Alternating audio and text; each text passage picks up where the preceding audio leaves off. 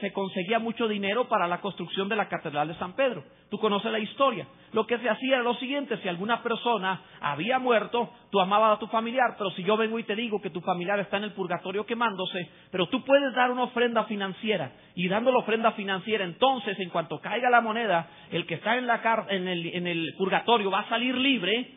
¿Qué no darías por tu hijo, por tu papá, por tu pariente, a quien amas, sabiendo que se está quemando? ¿Qué no darías para liberarlo, para sacarlo? Así que se pegó 95 tesis en la Catedral de Wittenberg para que decían, entre otras cosas, si podemos por una ofrenda sacar o hacer oraciones para sacar las almas del purgatorio, ¿por qué no habríamos de hacerla por misericordia, solamente sin pedir dinero? Es una buena idea, es correcto. Pero eran tiempos peligrosos, así que se puso una reforma procurando regresar al pueblo a la palabra de Dios. En estos tiempos son tiempos peligrosos, porque ya no fuera de nosotros, sino el pueblo evangélico puede estar predicando indulgencias. El pueblo evangélico, la otra vez escuchaba a predicadores decir estas palabras, decían ellos, si tu familiar no es convertido, no es cristiano, tú puedes dar una ofrenda para que Dios lo toque y se convierta. Y dije, momento, eso es una indulgencia. Eso no es verdad. Porque Dios no obliga el libre albedrío. Porque Dios no va a obligarlo a que se convierta. Dios manda a todos los hombres que se arrepientan. Pero cada uno tiene que tener su propia decisión y voluntad. Y no por dinero se va a convertir, sino por el Evangelio de Jesucristo. Y si algo se pagó por su alma, fue la sangre del Hijo de Dios en la cruz del Calvario. Entonces no puedo garantizarte nada por una ofrenda para salvación de tu familia. Eso no es correcto. En estos tiempos el pueblo evangélico predica cosas así por darte una idea respecto de cómo pudiera la mentira involucrarse, meterse, de tal manera que engañe. La otra vez leía un libro al respecto. Una mujer mencionaba que ella, se presenta como profeta y es muy reconocida en la iglesia, entre la iglesia evangélica a nivel Latinoamérica, y mencionaba ella en uno de sus libros que puedes consultar o que pueden venir los espíritus de los muertos familiares, pueden volver a tener contacto con ellos. Eso se le llama hechicería, ocultismo. Eso es pecado. Dios dijo, no consultes a los muertos, y detrás de cada consulta hay un demonio. La Biblia te enseña que hay demonios detrás de eso. Entonces, al enseñar tales cosas, supuestamente líderes cristianos, entre comillas, evidentemente te pueden meter en un gran problema. Eso es lo que hace Saúl. No tiene palabra, tiene show, tiene ideas, tiene un buen programa, tiene una buena estructura, pero no tiene la palabra de Dios, ha prohibido la palabra de Dios. Jonatán, por otro lado, tiene la palabra de Dios, ha comido la miel y sus ojos se aclararon para ver bien las cosas. En estos tiempos tú tienes que conocer las Escrituras, tienes que saber qué dice Dios y qué no dice Dios. No porque esté escrito en otro libro significa que ya es palabra de Dios. Si viene aquí y Dios lo está diciendo, gloria a Dios, el Espíritu te guiará a toda verdad y a toda justicia. Él te enseñará lo que debes hacer. Bendito sea el nombre del Señor. Son tiempos donde necesitamos aclarar los ojos. Alguien puede decir amén, gloria a Dios. Son tiempos en donde necesitamos volver a la miel. La miel estaba prohibida en ese momento. Ahora, el mayor problema cuando alguien tiene hambre es que si no has comido, comes lo que sea. Si no conoces la palabra de Dios, te comes cualquier cosa. Y si el orador lo dice bonito, lo dice bien, lo vas a recibir como si fuera la palabra. Suelo invitar a la gente a que cuestione mis palabras y vaya a las Escrituras y se base en la palabra escrita de Dios.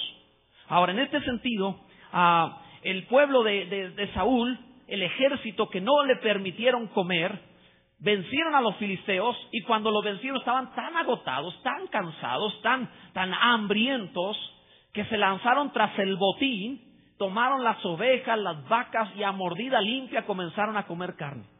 Literalmente empezaron a comer carne con todo y sangre, sin cocinar ni nada, ahí en el campo de batalla, ahí en medio de la guerra, por la terrible hambre que estaban experimentando. Esto no es algo ligero. Cuando se tiene hambre se come lo que sea. Alguna vez he mencionado esta experiencia. En mi adolescencia tuve etapas de hambre de verdad. Y hubo un tiempo, por ejemplo, en donde pasé 3 días sin comer nada. Solo bebí agua de la llave así directo, pero no pude comer nada en 3 días. No porque no quisiera, sino no había con qué comer, o sea, era grave. El primer día tuve mucha hambre. El segundo día yo podía morder a alguien. Es increíble el hambre que puedes tener. El tercer día me asomó un bote de basura y comencé a sacar basura para comer. Y olía podrido, pero sabía bien. No es que supiera bien, no es que no estuviera malo, es que el hambre te hace comerte lo que sea. ¿Están entendiendo esto? Entonces, cuando la palabra de Dios no ha cautivado el corazón, la gente se come lo que sea. Se come cualquier cosa. Como Saúl había prohibido la palabra, el alimento al pueblo, el pueblo comenzó a comerse con todo y sangre. Un mandamiento de Dios es que no puedes comer sangre. Así que aquellos que les gusta que moronga y todo ese tipo de cosas y que la carne término medio y toda sangrando, cuidado con eso. La palabra de Dios te prohíbe comer sangre de animales. Ahora, ¿por qué prohíbe esto? ¿Cuál es la enseñanza que hay detrás de eso? Jesús un día vino y dijo, respecto de sí mismo, dijo Jesús, si no coméis mi carne y bebéis mi sangre, no podéis tener vida en vosotros. Entonces, ¿por qué Jesús habla de comer su carne y beber su sangre para tener vida? Mientras que la Biblia prohíbe. Imagínate lo que los judíos sintieron cuando vieron a Jesús diciendo que no podía, que comieran su carne y su sangre, y ellos con el mandamiento no podemos hacerlo. Fue un choque. La Biblia dice que empezaron a irse ahí. Fue cuando Pedro le preguntó, Señor, se están yendo, o sea, bájale al mensaje. Diles algo más suavecito, no diles que venid a mí los que estéis trabajados y cargados, dile, avíntales algo que... Entonces, fue en ese momento cuando el Señor le dijo, ¿te quieres ir tú también? Y Pedro respondió, ¿a quién iremos? Tú tienes palabras de vida eterna. Entendiendo el concepto de lo que está hablando. ¿De qué habla? Bueno, habla lo siguiente. La Biblia dice que la vida está en la sangre. Hay una enseñanza poderosa detrás de esto. Cuando una persona come sangre de animal, la enseñanza es que se animaliza. Cuando alguien come la sangre del Hijo de Dios, la enseñanza es que se torna como es el Hijo de Dios. En otras palabras, tú puedes comer vida superior, pero no puedes comer vida inferior a ti. Dios no te prohíbe comer, Dios no te prohíbe comer la sangre superior a ti, la sangre del Hijo de Dios. Pero sí te prohíbe la sangre inferior, la sangre de animales. Porque tú debes subir, exaltar, crecer, ascender. Tú no puedes demeritar, tú no puedes descender, tú no puedes hacerte un animal. Tú tienes que ir hacia arriba. Entonces, cuando el pueblo de Dios por hambre comenzó a comer de los animales, lo que estaba sucediendo ahí es una figura de que cuando no hay palabra de Dios, el pueblo se animaliza. Cuando alguien no tiene el consejo correcto de Dios, se arruina, se echa a perder. Y cuando alguien tiene el consejo de la palabra de Dios, tiene la miel, tiene el disfrute de Dios, sus ojos se aclaran, crece, se hace cada vez mejor. Bendito sea el nombre del Señor. Que adoren a Dios todos los que aman la palabra del Señor. Si hay alguien aquí que ama la palabra, bendice a Dios. Gloria a Dios. Entonces, en ese ínter, cuando Saúl vio lo que estaba haciendo el pueblo, Saúl rápido edificó un altar y puso ahí las piedras, y entonces obviamente mandó que alguien lo hiciera, y luego después de poner el altar trajeron los animales, los sacrificaron ahí, le prendieron fuego para que no quebrantaran el mandamiento de Dios. Lo que a mí me sorprende que Saúl hizo esto, pero dice la Biblia que fue el primer altar que levantó después de más de 3 años de ser rey. ¿Cómo puede alguien tener más de 3 años de rey y no haber consultado a Dios? El altar en la Biblia es el punto de contacto con Dios. ¿Cómo andas en la guerra sin consultar a Dios? ¿Cómo andas en la batalla si no le preguntas a Dios? La gente suele lanzarse a hacer algo, voy a hacer tal cosa, y se lanza a hacerlo, y ya cuando está en medio del problema, entonces viene con Dios, Señor, le puedes poner la bala a lo que estoy haciendo, porque no te consulté, pero ayúdame, sácame de esta y verás.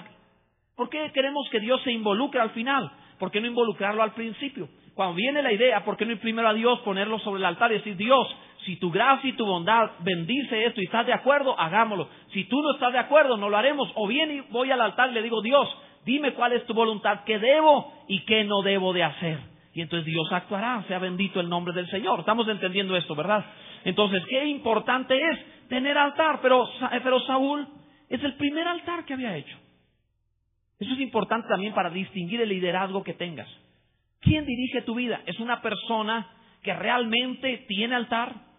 ¿Que realmente ora? ¿Que consulta a Dios? Varones, oren por su familia, oren por sus hijos, oren por sus esposas. ¿Cuántos saben que es muy fácil entender a las mujeres? Pero hermano Cedillo lo salió así como amén, o sea como... Y nada más fue el único valiente que lo dijo, no, también por acá, nuestro hermano Miguel también, y otra mano vi por aquel lado, sí, también por acá. Claro que sí, 2, 3 manos nada más, ¿verdad? Que se animaron. El resto, la verdad, dijeron, o sea, entender cómo, o sea, a mí, póngame Apocalipsis y lo entiendo, ¿verdad? Pero, es más fácil entender Apocalipsis. La realidad es que cuando tú vas a Dios, te revela el corazón de tu cónyuge. Cuando tú vas a tu cónyuge, no entiendes nada. Quiero que comprendas esto. El hombre que ora entiende a su familia. El hombre que no ora no entiende nada. Tienes que ir a Dios, y después de que vas a Dios, es bien simple.